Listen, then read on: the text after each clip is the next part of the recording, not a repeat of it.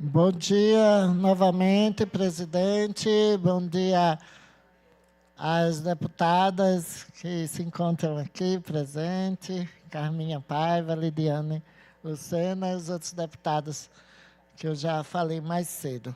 Senhor presidente, enquanto eu estava agora no ato, de solidariedade ao povo palestino, eu assinei um plebiscito popular que está sendo realizado esse ano, que é denominado plebiscito popular por um Brasil mais justo, pelo fim da escala 6x1 e a isenção até de 5 mil para quem recebe até 5 mil reais, e também a taxação para quem recebe até mais de 50 mil reais, a taxação dos super ricos, que é uma luta que está sendo travada no Brasil por justiça social.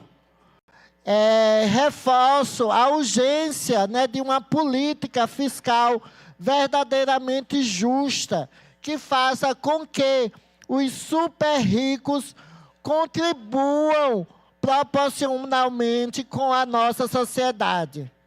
E como destacado pela Federação Nacional do Fisco Estadual e Distrital, o FENAFISCO, reunidos na capital sergipana nos dias 26 e 27 de junho de 2025, os membros do Conselho Deliberativo da Federação Nacional do Fisco Estadual e Distrital finalizaram os trabalhos com a aprovação da Carta de Aracaju.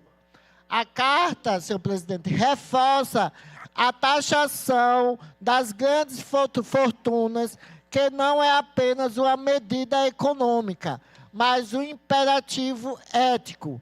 Enquanto milhões de brasileiros sofrem com a falta de acesso à saúde, educação e infraestrutura, uma elite acumula riquezas obscenas, muitas vezes sonegando impostos, e é hora de mudar essa realidade. Precisamos combater a desigualdade com coragem, seguindo o exemplo de nações que taxam patrimônios elevados para investir em políticas públicas.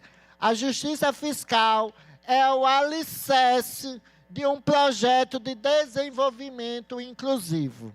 E gostaria também de parabenizar o Sindufisco, na pessoa de José Antônio e todos os sindicatos, assim como a FENAFISCO, que está certa ao defender que os recursos arrecadados com essa taxação devem ser direcionados para serviços essenciais, garantindo assim dignidade à população mais vulnerável. Não aceitamos mais um sistema que penaliza os pobres e privilegia os mais ricos.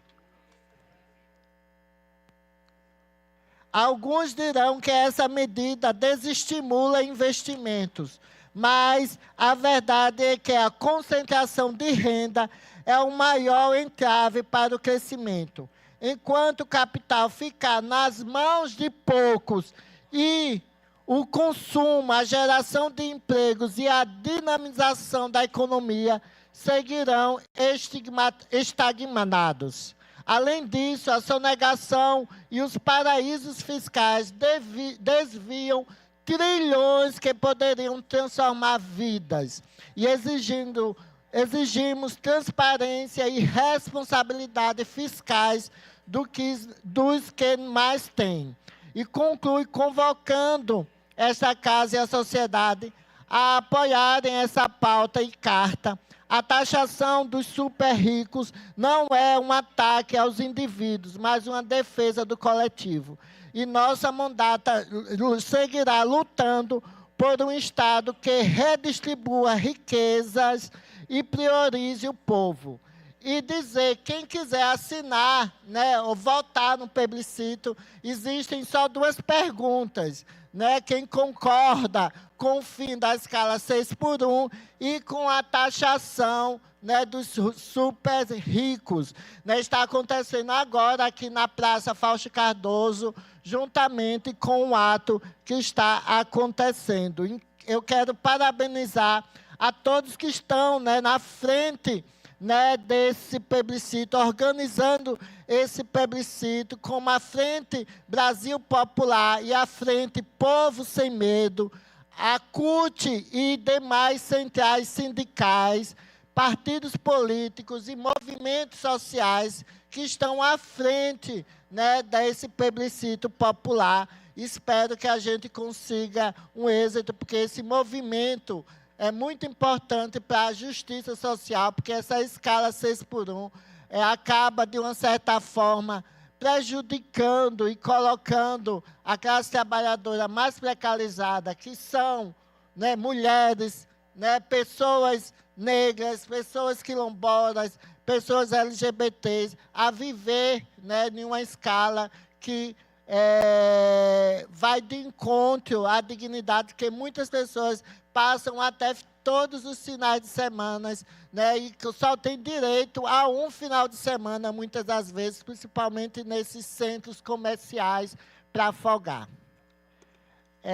Outro assunto, senhor presidente, que eu quero trazer aqui, que teve uma mobilização nas redes sociais, né, 2 assuntos, na verdade, que aconteceu durante o final de semana nos festejos juninos. Uma foi em relação a um camarada, um militante, né, da Consulta Popular, né, Felipe Lucas, né, e que, infelizmente, né, foi vítima de uma violência por parte da Guarda Municipal de Aracaju. Então, toda a minha solidariedade e apoio a Felipe Lucas e, né, cobrança de responsabilização para os indivíduos. Eu vou ler uma nota de repúdio à Guarda Municipal de Aracaju e de solidariedade ao militante Felipe Lucas, que foi feita, né, pela Consulta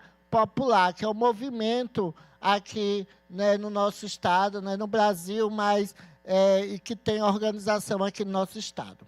A Consulta Popular vem a público manifestar seu mais veemente repúdio à violência policial praticada por agentes da Guarda Municipal de Aracaju contra o militante Felipe Lucas durante os festejos do Forró Caju.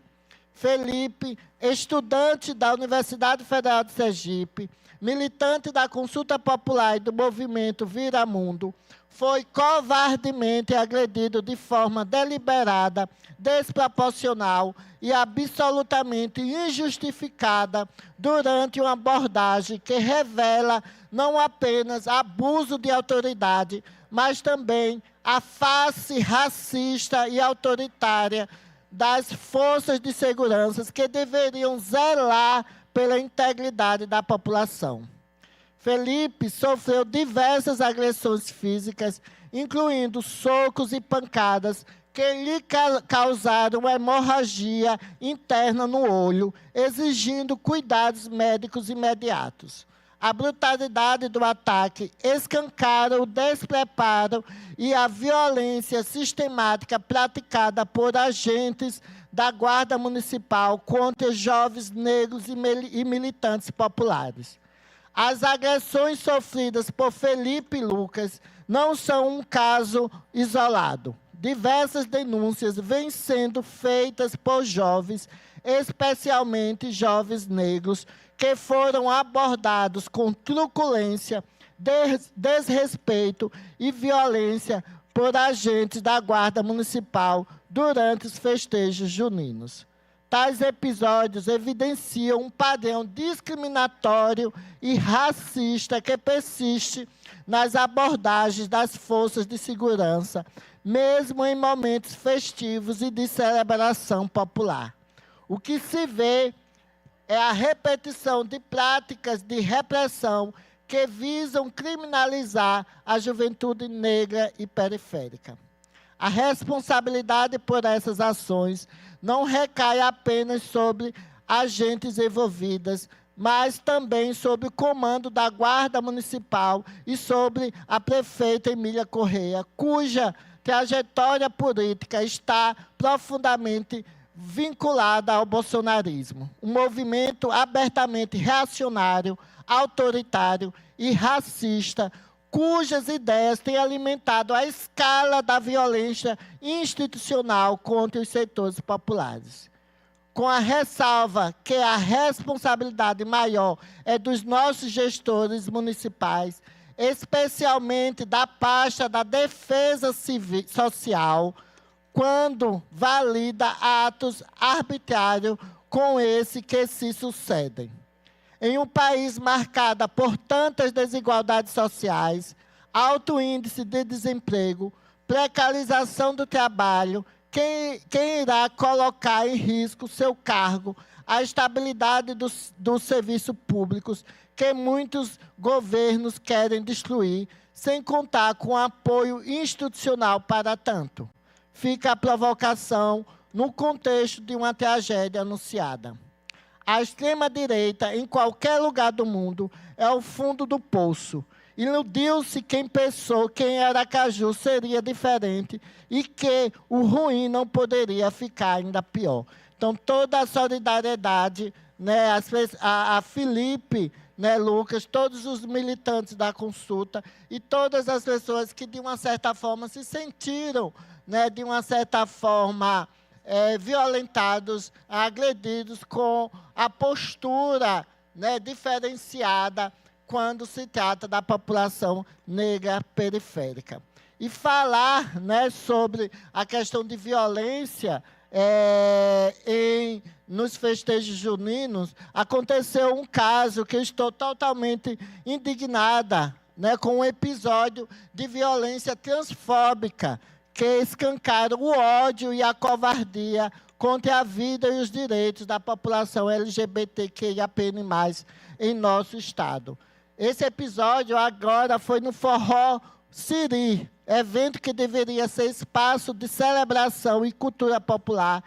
Testemunhamos atos de humilhação, constrangimento, violência física e psicológica contra mulheres trans e travestis que tiveram seus direitos mais elementares violados por seguranças privados que, em vez de garantir a integridade de todos, preferiram agir como agressores.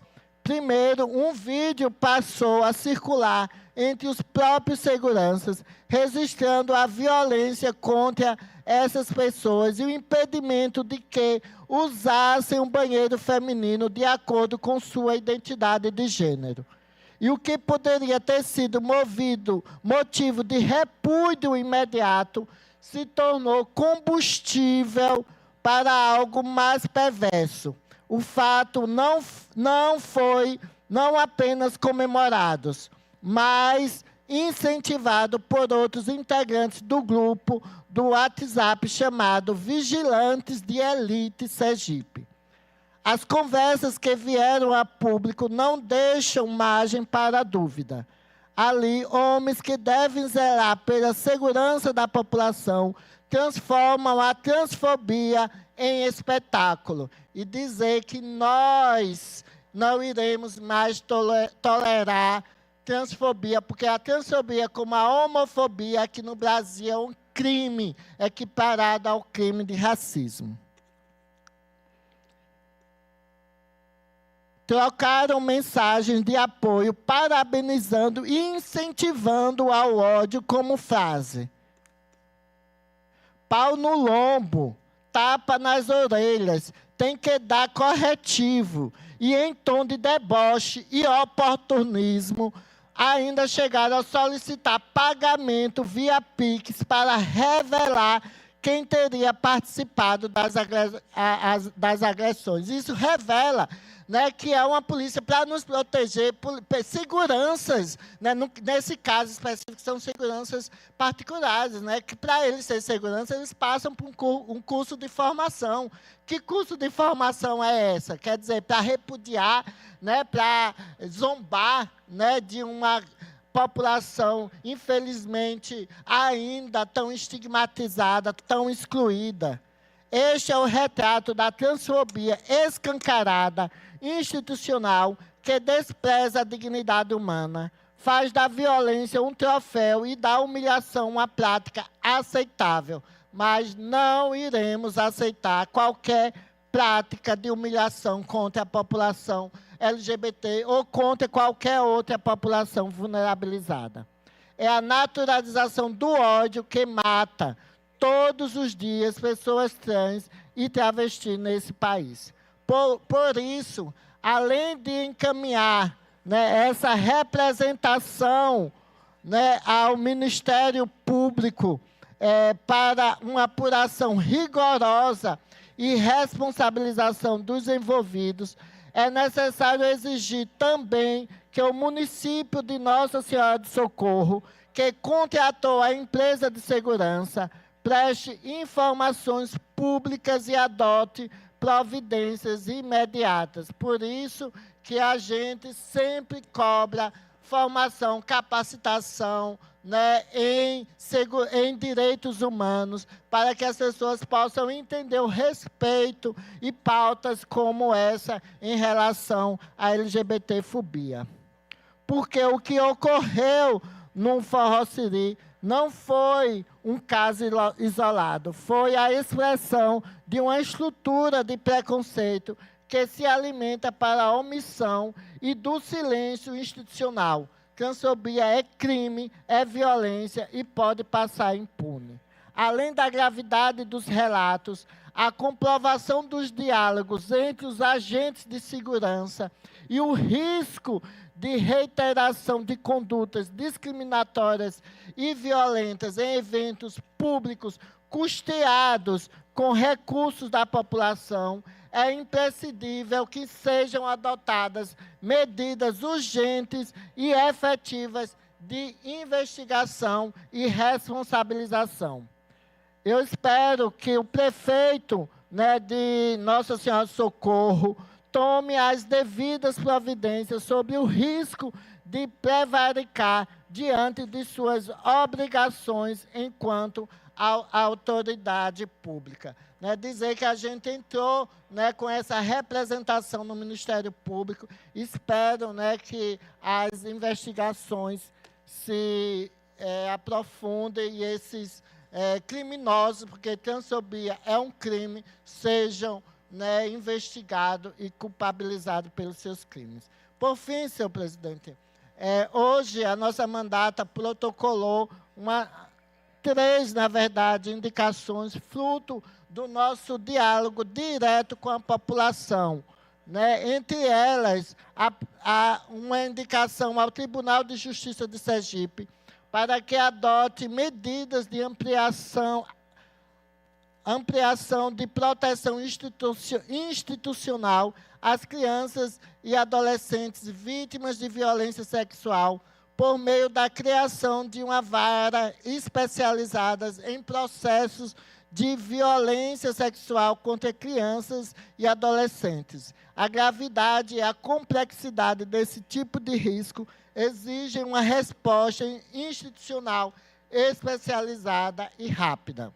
A segunda, solicitamos à Superintendência Municipal de Transporte e Trânsito de Propriar para instalar mais semáforos na cidade, bem como o reforço à fiscalização do trânsito na cidade, em especial sobre o uso, né, de bebida alcoólica e o uso de capacete por motociclistas, além da realização de campanhas educativas sobre temas de uso de bebidas alcoólicas e sobre a direção correta por parte de motociclistas. Isso devido a algumas denúncias que a gente recebeu, né, com acidentes envolvendo motocicletas e faltas de sinalização. A outra indicamos ao prefeito de Poço Redondo, né, que seja garantido um espaço próprio para que as mulheres artesãs do povoado Bom Sucesso possam se reunir, trabalhar e comercializar seus produtos. Nosso objetivo é promover a valorização do trabalho e das mulheres artesãs, com geração de renda e ampliação de políticas públicas específicas para fomentar a economia criativa e o empreendedorismo feminino. Tem mais 2 minutos, deputado. Obrigada, senhor presidente. E essa indicação foi fruto da minha visita ao povoado Bom Sucesso, né, que eu tive no mês passado, onde, né, essas artesãs reclamavam que não existiam. Elas produzem, né, seus materiais, né, seus artesanatos, mas não tem um local para comercializar, né? E uma das cobranças foi justamente essa. Eu conversando, né, com o secretário do trabalho, de trabalho aqui de Aracaju, me foi dito que iriam realizar alguns centros de artesanatos em containers, mas aí eu até citei essa situação e ele disse que lá em Poço Redondo não ia colocar mais ali, por ser antes, né, de Canidé e depois de Glória, ele disseram que só ia colocar em Nossa Senhora da Glória, né, esse container, né, como se fossem umas casas de artesanato, e também lá no Canidé, mas em Poço Redondo, né, devido à logística deles, eles não iam colocar, e que, se as artesãs quisessem, poderiam comercializar nessas... É um projeto, né, que está em parceria tanto da Secretaria do Trabalho junto com a Secretaria de Cultura, que quando eu fui conversar com o secretário, estão desenvolvendo, né, que estão mais, pelo visto, não vai corresponder, né, não vai às necessidades, né, de artesãs de outras localidades, como a Poço Redondo. Espero, né, que tanto o Estado, tanto a Prefeitura Municipal lá do Poço Redondo possa haver uma solução para que essas artesãs possam comercializar seus produtos. É isso, senhor presidente. Muito obrigada. Até amanhã, em outra sessão especial. Com a palavra o deputado Cacá Santos.